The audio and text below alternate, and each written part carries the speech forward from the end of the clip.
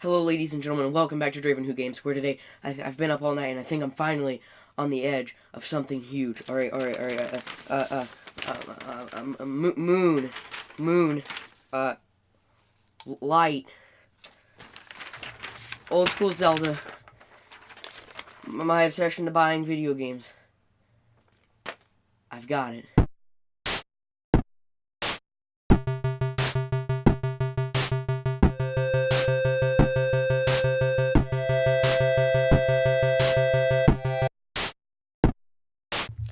So, what is Moonlighter? The easiest way to describe it is Link to the Past meets shopkeeping. Yeah, that may sound a bit strange and like it would not work well at all, but instead the two gameplay styles mesh perfectly together and create a very addicting gameplay loop.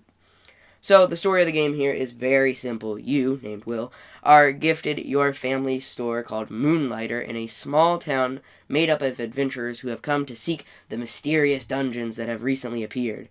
You then travel into the dungeons and sell materials that you gathered to the public. Dungeons are accessed by entering one of the multiple gates in the games. You begin with the first gate leading to a golem dungeon consisting of 3 stages and a final boss. Then, after that, more gates will unlock, leading to more themed dungeons. The dungeons are randomly generated, giving the game a lot of replay value. This is good as you will probably be visiting the same dungeons for a while, and the random generation keeps things, for the most part, interesting. Gameplay in these dungeons work like old school Zelda as you attack different enemy types with your sword, shield, mop, or whatever you have on you in a top-down perspective in a pixel art style. Killing enemies and opening treasure chests get you loot, which you have to manage in your bag as you only have a certain amount of space and you want to maximize the amount of valuable objects that you're holding. Enemies get progressively harder throughout different dungeons, resulting in a mini-boss that can appear at any time. You could simply enter a corridor and there will be a mini-boss there. That means you always have to be prepared with the proper tools such as health potions and swords, as you can't open your bag until a room is cleared, meaning whatever you go in with equipped is the only stuff that you're going to have. However, if a challenge gets too tough, you can access your amulet at any time with the holding of the Y button, and for 200 gold, you can teleport out of the dungeon, and it will take you home. Later on in the game, you will get a different artifact which you cannot use at any time, but will allow you to drop a portal which will take you back exactly where you were in the dungeon, so you can return home, drop off your stuff, and go right back to dungeoneering. And that is only half the game. In town, you run and upgrade your store and buy new shops such as a blacksmith and a potion store. In your shop, you sell the loot that you collected from enemies in the dungeons. You negotiate prices based on demand, with demand changing every day. Make sure you don't get ripped off and your customers don't get mad.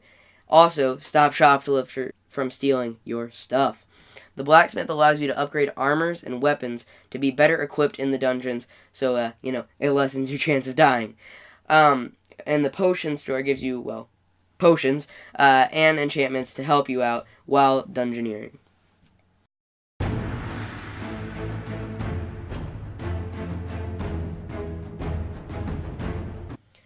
So yeah, in conclusion, Moonlighter is a very fun and addicting, if not a little repetitive, Zelda-inspired indie clone with a very unique twist.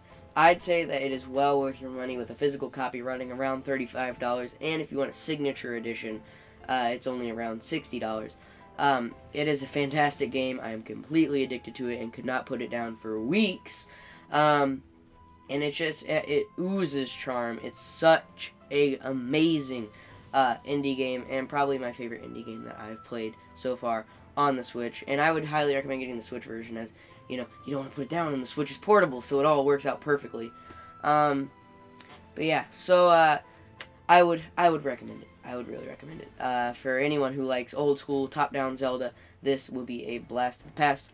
And yeah, and it adds a unique twist. Like I said, it's really, really cool. So yeah, thank you all for watching. Remember to like and subscribe to Dravinwho Games for more awesome content.